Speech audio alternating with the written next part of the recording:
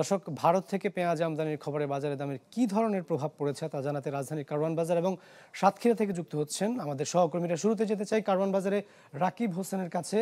খুচরা বাজারে আমরা দেখতে পাচ্ছি যে দামের কোনো প্রভাব কিন্তু এখনো দেখা যাচ্ছে না, পাইকারিতে দাম কমার একটা সম্ভাবনা আমরা দেখতে পেয়েছি।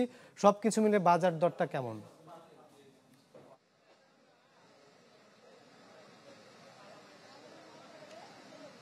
না, আসলে 2 দিন আগেও কিন্তু এই পাবনা এবং ফরিদপুরের পেঁয়াজটার দাম 75 থেকে 80 টাকা ছিল পাইকারিতে প্রতি কেজি, কিন্তু সেটি এখন নেমে এসেছে 65 টাকা এবং 70 টাকায়। আমরা খোঁজ খবর নিয়েছি যে শ্যামবাজার, যেখানে পেঁয়াজের বড় আড়ত গুলো রয়েছে, সেখানে পেঁয়াজের দাম আরেকটু কমেছে। সেখানে আমরা জানি যে আজকে 60 থেকে 62 টাকার মধ্যে পাওয়া যাচ্ছে প্রায় সব ধরনের পেঁয়াজ।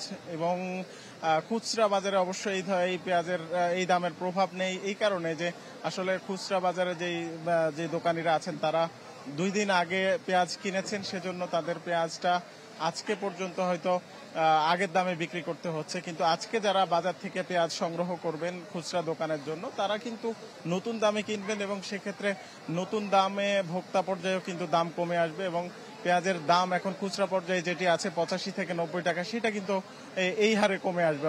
অর্থাৎ প্রতি কেজিতে 10 টাকা কমার একটা সম্ভাবনা তৈরি হয়েছে।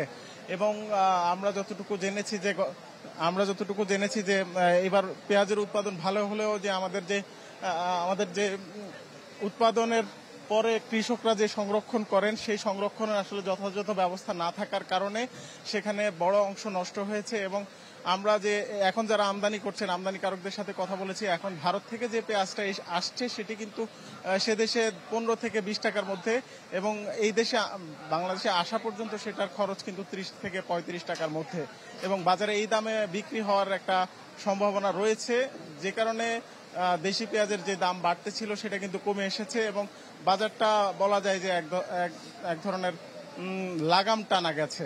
রাকিব, আপনাকে অসংখ্য ধন্যবাদ। দর্শক, এবার যেতে চাই আমাদের আরেক সহকর্মী আমিনা বিলকিস ময়নার কাছে।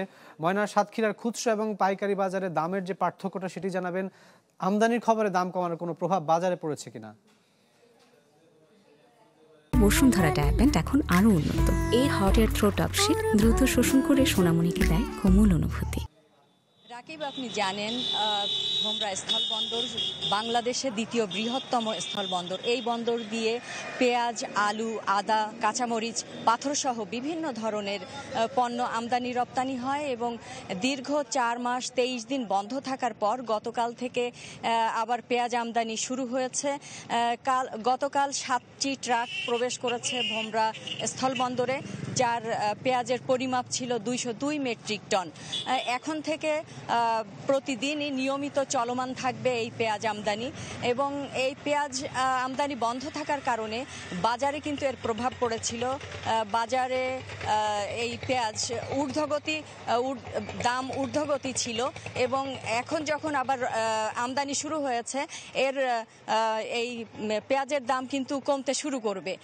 এই ছিল ভোমরা স্থলবন্দরের পেঁয়াজ আমদানি সর্বশেষ।